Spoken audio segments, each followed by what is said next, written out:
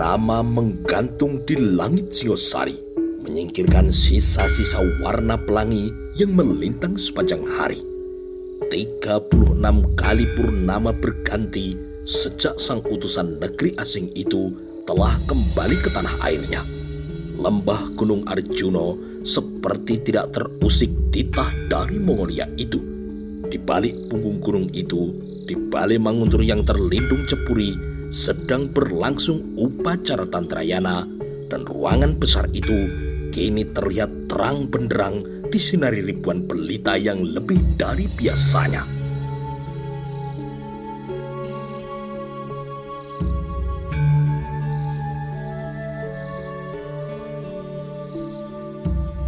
Prabu Sri Kertanegara, sang raja yang kini memimpin jalannya upacara dengan didampingi pendeta Tarinavindu, biksu, dan juga para pejabat tinggi istana, antara lain Adiaksa Raganata, Mantri Angabaya Wirokerti, Panji Angragani, Maheso Anengah, dan Sri Baira Dewi, sang Parameswari, serta keempat putri sang raja, Tri Buaneswari, Narendra Duhita, Jayendra Dewi, dan Dia Gayatri.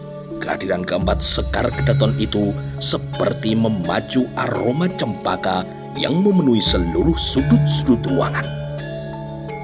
Upacara ritual itu kemudian menyurut menjelang tengah malam.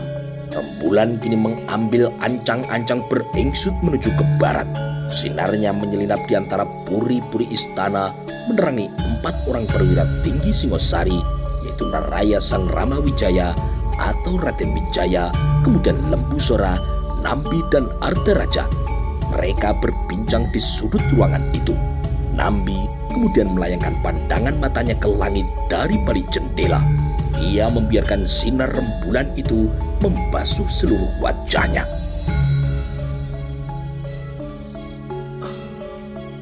Bulan purnama. Ada apa dengan bulan itu, Nambi? Tanya Raden Wijaya. Sudah sekian kali kusaksikan, Raden. Raden Wijaya mengira Nambi tengah melantur dengan ucapannya. Namun tidak lama kemudian ucapan itu disambungnya kembali. Sampai kapan pasukan kita di Semenanjung Melayu itu melemahkan kekuatan pertahanan dalam negeri? Aku tidak tahu. Hingga saat ini, utusan Paman Maheso Anabrang dari Tanah Melayu juga belum datang.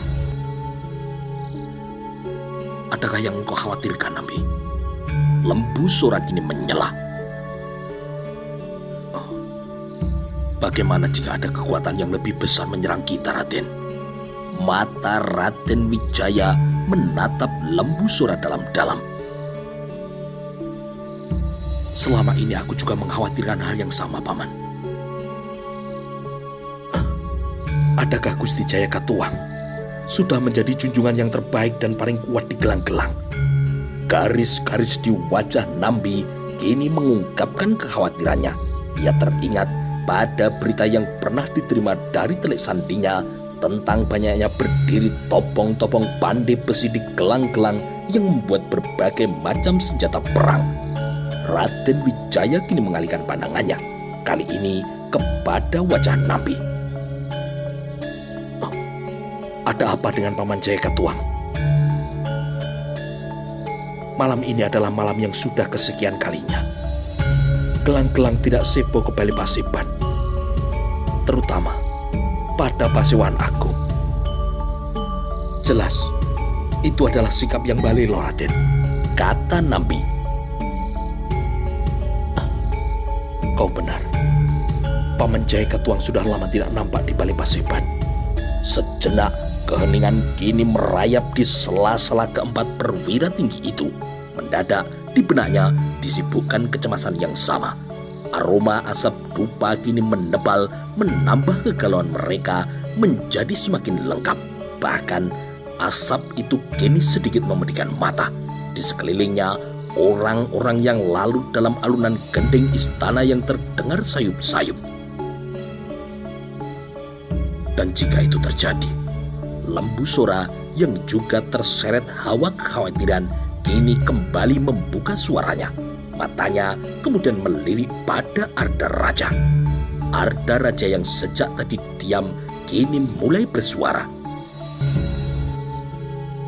Jika itu terjadi, maka aku, laki-laki anak Jaya Katuang ini dengan cepat menangkap inti pembicaraan di depannya. Arda Raja bimbang untuk kemudian meneruskan ucapannya. Ia kemudian disela oleh Raden Wijaya. Jika terjadi sesuatu antara Singosari dengan Gelang-Gelang, maka sebagai putra Paman Jaya Katuang dan menantu Prabu Kertanegara, akan berada di pihak mana engkau, Arda Raja? Arda Raja kini kelihatan ragu untuk menjawab. Tentunya aku akan berpihak pada Singosari, karena disinilah aku mengabdi. Kalimat Arda Raja kini menggantung, tidak menunjukkan sikap yang tegas dan pasti.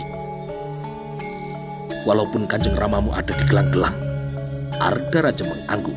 Itu pun sangat pelan, hampir tidak terlihat di balik cahaya remang pelita di atas kepalanya.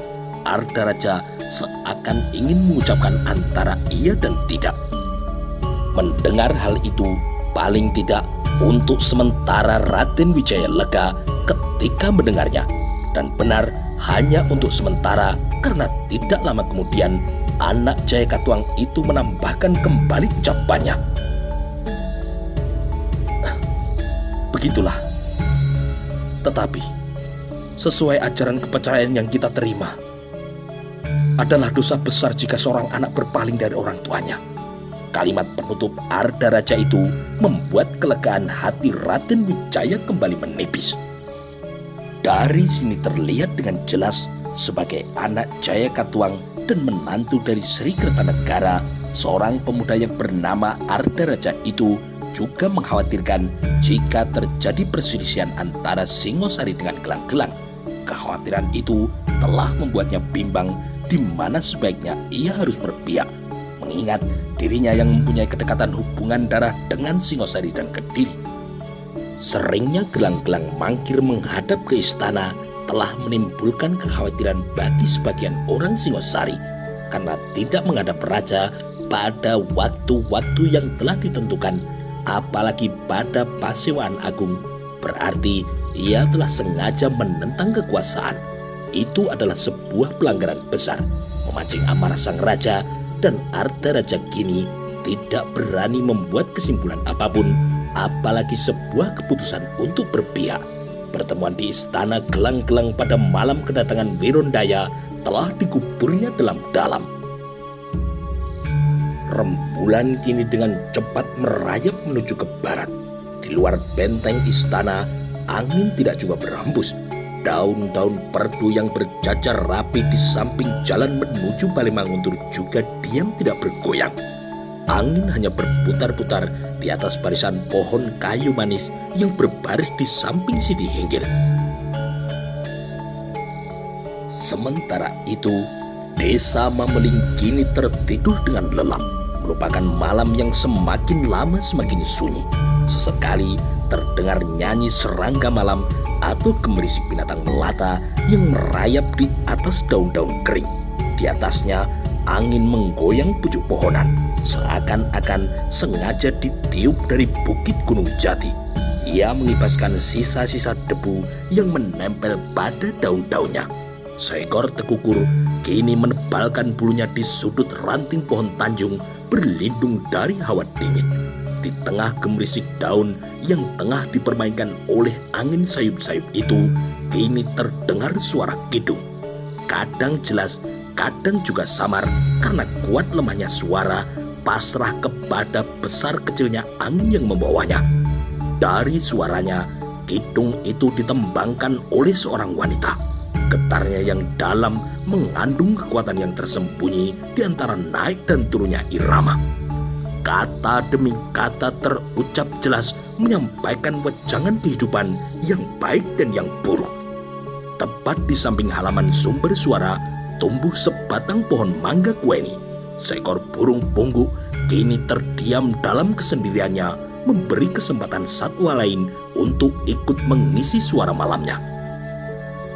Berjarak 20 rumah dari pohon mangga kueni itu, di atas rumah Ki Lurah Mameling, rembulan terlihat kadang terang dan juga kadang gelap. Sesekali pula tertutup awan hitam yang bergerak perlahan-lahan di bawahnya, membawa kehidupan Mameling kini terlihat semakin mencekam. Mendukung pula suara burung gagak yang semakin lama semakin keras terdengar. Suara apa itu, Mbok? Tanya Wening, seorang gadis kecil anak dari Ki Lurah. Dada Wening kini berdebar-debar. Itu suara burung gagak, Nduk. Jawab ibunya sambil mengurai ikatan rambut ekor kuda anaknya. Kok malam-malam begini, Mbok? Iya, Nduk. Walaupun sudah malam, kadang ia suka berbunyi juga. Tangan istri Ki Lurah kini mengelus-elus rambut anaknya yang telah terurai lurus sepinggang. Ia mencoba untuk menenangkan debar jantung dari anaknya. Ki Lurah, ayah Wening, kini berdiri tidak jauh tepat di balik jendela. Ia memandang jauh menelusuri sudut-sudut suasana malam di desanya di dalam kegelapan malam. Desanya kini telah sunyi. Ki Lurah tidak sadar sepasang mata kini terus mengawasinya dari jauh dari dalam hutan. Hanya burung gagak yang melihatnya, namun burung itu tidak mampu untuk mengungkapkannya. Burung gagak itu terus menjerit dan berharap seluruh penduduk Mameling mendengar dan juga memahaminya. Tidak seorang pun penduduk dari Mameling yang terbangun dari tidurnya. Hanya Ki Lurah yang kini menangkap pesan tersirat itu. Itu pun karena juga ia masih terjaga. Baginya, suara itu adalah pertanda buruk. Begitu banyak tanda-tanda di alam anugerah dari dewata, namun karena keterbatasan kemampuan manusia, maka hanya sedikit saja yang mampu untuk memahaminya. Begitu juga dengan suara burung gagak. Tak urung, ia ikut berdebar juga ketika mendengar suara burung gagak itu. Kegelisahan itu kemudian ditutup-tutupinya. Tidak seperti biasanya, Nyai. Suara burung itu terdengar sangat aneh. Istri Ki Lurah yang tengah mengaduk air secang kini terdiam saja. Ia tidak mengerti apa maksud ucapan dari suaminya. Dirapikannya tikar pandan yang sudah digelar di tengah ruangan untuk mereka duduk berdua. Kehangatan dari anyaman daun pandan wangi sejenak menenangkan pikiran, walaupun debar yang tidak beraturan itu kini masih berada di dalam dada Ki Lurah. Seperti ada pesan yang ingin ia sampaikan. Ki Lurah kini menambahkan. Sekali lagi burung gagak itu berkoak. Suaranya keras dan menggetarkan. Aku takut, Mbok. Suaranya seram. Wening kini bergelayut di kaki ibunya. Sudah, tidak usah takut, Nduk. Ayo tidur.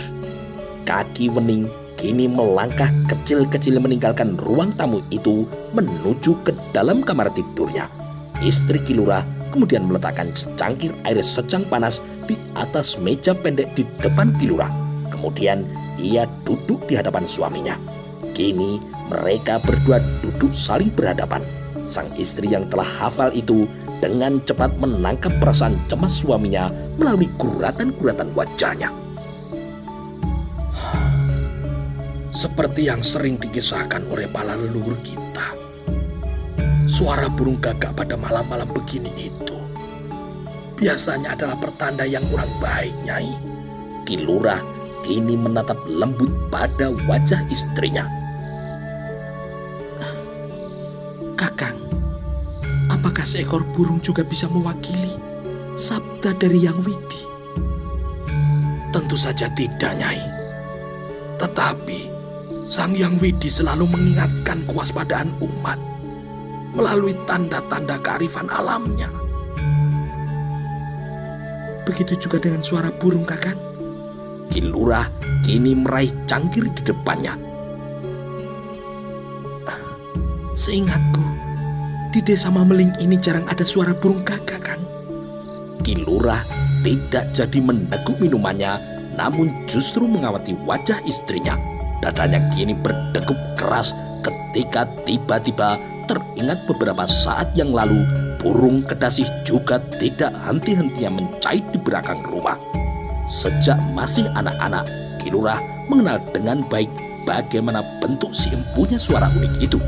Tubuh burung kedasih agak kecil berwarna kelabu di bagian kepala, sedangkan pada punggungnya berwarna merah kecoklatan dan perutnya berwarna kuning jingga. Sisi bawah ekornya berwarna putih di ujung bulunya yang kehitaman. Kedasih muda berwarna burik kecoklatan dengan garis-garis hitam di sisi atas tubuh dan keputihan dengan garis-garis hitam yang lebih halus. Dari suaranya yang sering terdengar beberapa hari terakhir ini, Ki Lurah sangat yakin suara itu berasal dari burung kedasih yang telah tua. Sunyi kini terpenggal dalam sesaat. Sayup-sayup suara kidung itu kembali menyelinap di tengah obrolan sepasang suami istri itu. Angin dingin kini terus membawa lari suara itu menyelinap di sela-sela dinding bambu pedukuhan di antara ribuan serangga malam dan pagar taman katu yang mengelilingi halaman rumah Ki Lurah. Nyi Ranti ternyata juga belum tidur, ucap Ki Lurah. Bola matanya menerawang keluar jendela seakan ingin menangkap nada-nada suara kidung itu melalui butiran-butiran kabut yang melayang turun di luar rumahnya. Mungkin dia belum mengantuk, Kang. Atau ia sedang nembang untuk mengantar tidur Galih. Ki Lurah kini manggut-manggut sambil terus berusaha untuk menenangkan hatinya. Walaupun tetap saja debar di dadanya itu tidak juga sirna.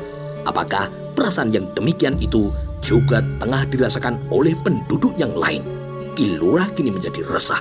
Dipandangnya secangkir air secang hangat yang sejak tadi dipegangnya itu. Lama sekali asapnya kini mengepul semakin tipis dihisap oleh udara dingin yang mengungkung desanya. Ada apa, Kang? Tingkah Ki Lurah itu tidak seperti biasanya, dan hal itu telah mengundang tanya dari istrinya. Warna air minum ini, Nyai. Kenapa dengan warna air itu, Kakang? Merah, Nyai. Dahi istri Ki Lurah kini berkerut. Telinganya kini menangkap getaran yang lain dari nada suara suaminya. Seperti darah, Nyai. Ki Lurah kini melanjutkan. Darah di tubuh sang istri kini terasa mengalir lebih cepat mendengar ucapan dari suaminya. Sudah, Kang. Jangan berpikir yang tidak-tidak. Ki Lurah kemudian terdiam. Untuk yang kesekian kalinya, pandangan matanya kini melayang keluar jendela dan nampak rembulan yang bersinar tidak terlalu terang di tubuh sang langit. Setelah mengamati sebentar rembulan melalui lubang jendela itu, barulah kemudian diteguhnya air secang dalam cangkir tanah liat itu. Di luar sana, burung gagak kini terbang dari dahan yang tinggi. Ia melintas di depan bulan purnama, terbang jauh, hilang di keheningan langit malam itu. Di antara ratusan rumah yang beratap ijuk dan rumbia di desa itu, ada sebuah rumah yang apik dan rapi, berjarak 10 rumah dari kediaman Ki Lurah. Tidak jauh dari hutan di utara Mameling, hanya 500 langkah saja. Berdiri di samping segaris jalan setapak yang beralas batu kali yang dipadatkan, ada balai-balai di atas atap panggung itu. Dari rumah itulah suara tembang itu berasal. Di dalamnya, di bawah keremangan cahaya pelita, seorang wanita ayu setengah baya duduk di antara dua lutut tengah menembangkan kidung-kidung wejangan tentang kehidupan. Nyi Ranti, dialah sang penembang kidung itu. Pakaiannya sederhana, sanggulnya yang bulat memanjang seperti kukusan bambu yang menempel tepat di belakang ubun-ubunnya. Di depan sepasang lututnya ada sebuah kitab peninggalan leluhurnya. Terbuka halamannya hingga sepertiga tebal kitab lagi sampai pada halaman penghabisan. Suaranya tertata. Desah napas antara tarikan dan hembusannya kini selaras dengan panjang pendeknya aksara. Wanita itu sangat terlatih seni olah suara. Dia menembang sepanjang malam tidak kenal henti.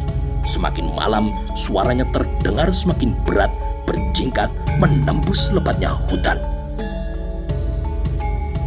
Mameling kini semakin lelap ketika mulai nampak berkelebatnya bayang-bayang manusia dalam kegelapan tengah hutan yang muncul dari barat Singosari. Sejak sore harinya, mereka telah menyebar dengan penyamarannya agar menyatu dengan alam dan selalu menjadi bagian dari berbagai bentuk kehidupan di setiap desa yang dilaluinya hingga tidak menimbulkan kecurigaan. Semakin lama, jumlah orang itu semakin banyak, mendekati Mameling dengan beratus pasang matanya yang terus mengamati setiap sudut desa dan juga para prajurit Singosari pada setiap pos jaga yang tidak sempat memahami adanya ancaman bahaya. Jauh lewat dari senja, bayang-bayang hitam itu berlindung di balik gundukan tanah. Beberapa yang lain menyelinap di antara batang-batang pohon besar dan juga semak-semak sambil terus mengamati situasi di depannya.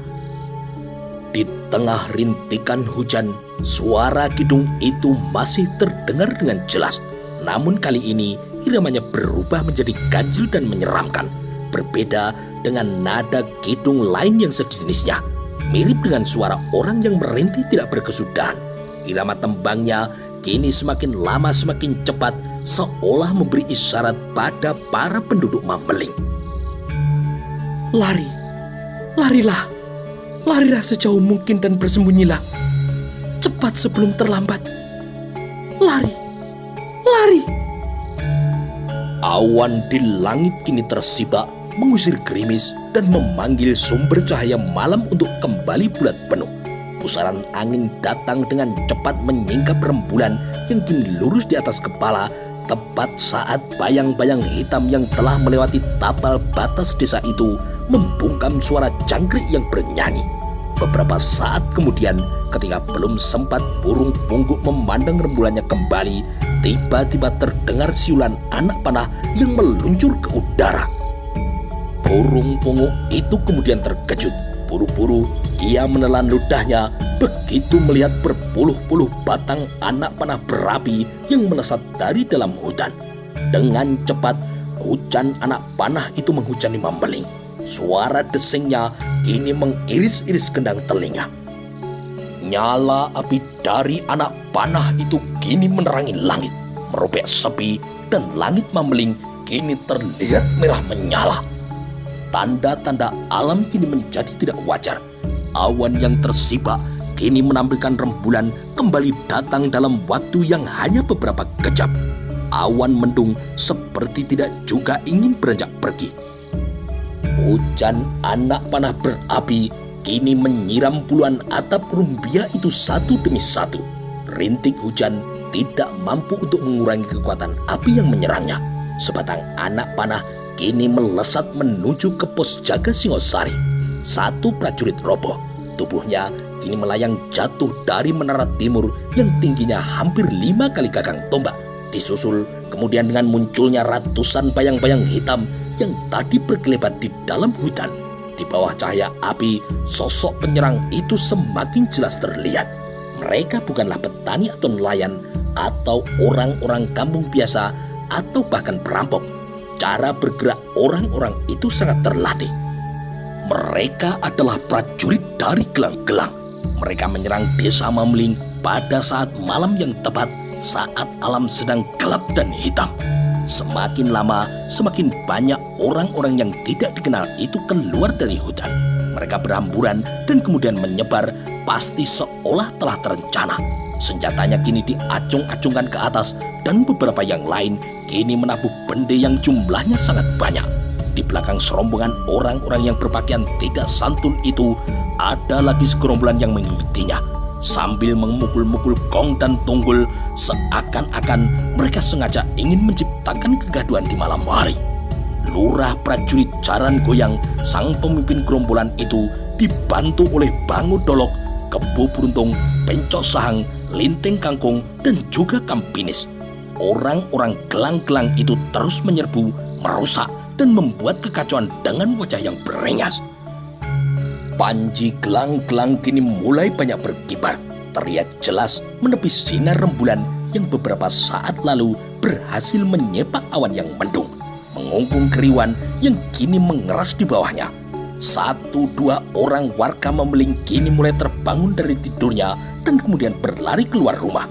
Namun mereka kemudian roboh disambut oleh pedang dan anak panah. Memeling kini berdarah. Kepanikan kini juga telah meraja. Bunyi kentongan tanda bahaya dari atas menara penjagaan barat kini terdengar hingga sudut-sudut desa. Kita diserang! Kita diserang! Terdengar suara seorang prajurit, sementara yang lainnya kerinduan ingin tahu siapa penyerangnya. Siapa mereka? Siapa? Aku tidak tahu. Segera siapkan pertahanan.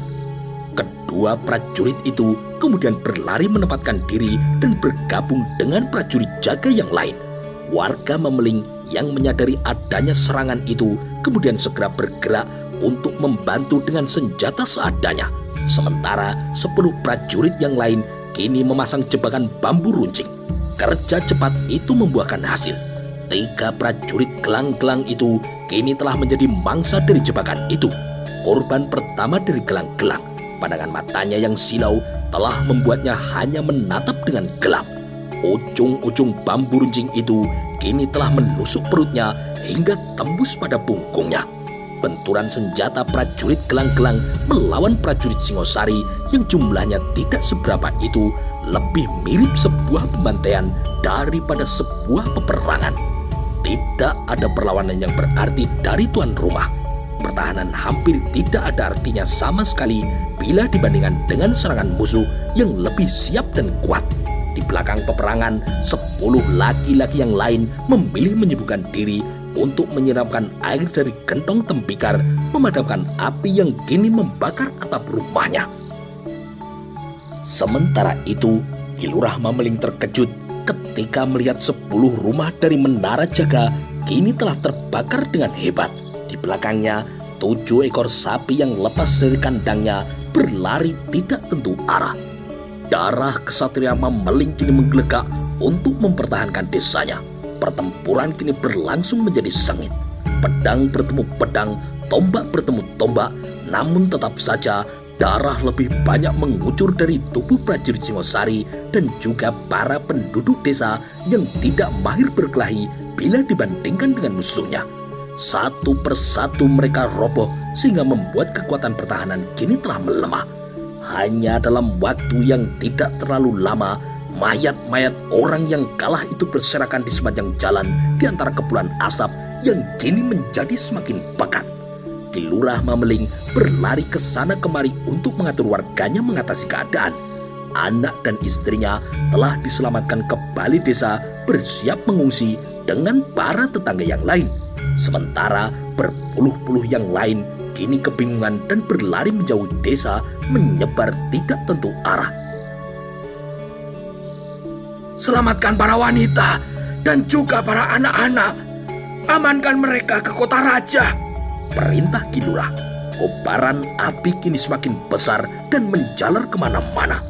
Asap yang tebal kini hitam membubung tinggi di angkasa hingga terlihat dari Jagabaya benteng istana. Rupanya ada kebakaran di Memeling. Apinya terlihat cepat sekali menjalar. Aneh sekali. Mari kita beri bantuan. Kumpulkan para prajurit yang lain, perintah seorang punggawa. Buka gerbangnya. Gerbang utara istana kini telah terbuka lebar atas perintah seorang punggawa Jagabaya. Tidak lama kemudian, lebih dari 25 prajurit bergerak menuju ke desa Memeling. Sampai di tapal batas desa, pasukan kuda dari selatan itu kemudian melambat. Mata punggawa itu menatap tajam ke setiap sudut pemukiman di depannya. Terlihat kini langit menjadi merah akibat nyala api di bawahnya. Oh, ada sesuatu yang tidak wajar di desa ini, pikirnya. Dan kuda itu kemudian melangkah dengan sangat perlahan. Sekali lagi, mata punggawa itu menyapu alam di sekelilingnya. Dari ekor matanya, ia melihat ada bayangan hitam yang bergerak-gerak di bawah pohon 25 langkah dari tugu batas perbatasan. Pemimpin pasukan kecil itu kemudian mencabut pedang dari pinggangnya dan membawa kuda tunggangannya menghampiri bayangan hitam itu. Seekor kuda. Kuda siapa itu? Mengapa pula ada di sini? Bulu kuduk Punggawa itu kini merinding. Tubuhnya mematung 5 langkah dari bayangan hitam yang ternyata adalah seekor kuda hitam. Mengapa orang Mameling membiarkan seekor kuda sendirian di tempat ini? Otak dari Punggawa itu kini terus berpikir dengan keras. Kepalanya menoleh ke kanan, ke utara, dan tepat pada saat itu muncul suara gemeretak yang sangat keras. Menara pengawas kini telah roboh. Percikan api dan arangnya kini terlihat berterbangan. Semuanya masuk ke desa, perintahnya sambil kini memutar kudanya, merupakan seekor kuda yang baru saja dilihatnya. Namun ternyata sungguh semua di luar dugaannya. Begitu ia sampai di tempat tujuannya, ia telah melihat bumi Mameling hampir rata dengan tanah dan suara jerit tangis kini merebak pada setiap sudut. Ada kerusuhan di desa ini. Punggawa Singosari itu kini menahan langkahnya sebelum masuk lebih dalam. Ada suara tembang. Dilebarkannya kini daun telinganya. Satu regu prajurit yang baru datang itu kemudian saling memandang. Mereka hampir tidak percaya mendengar suara tembang yang mengalun di tengah jerit kesakitan dan isak tangis yang sambung menyambung. Kali ini adalah sebuah benar-benar kidung kematian yang terdengar. Sang Punggawa itu sempat terhanyut sekejap, namun tiba-tiba ia tersentak, dikejutkan oleh sesuatu yang kini berkelebat di depannya.